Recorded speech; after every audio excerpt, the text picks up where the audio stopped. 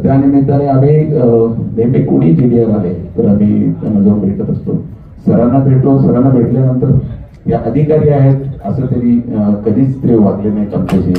एक मित्रत्वाच्या नात्याने काही मदत लागली तरी ते आम्हाला करायचे आणि अडचणी कसे सॉल्व्ह करता येतील म्हणजे प्रश्न जे आहेत आमचे ते कसे काय सॉल्व्ह करता येतील याचा तरी नेहमीच आम्हाला सहकारी मित्र सेवापूर्ती होत आहेत.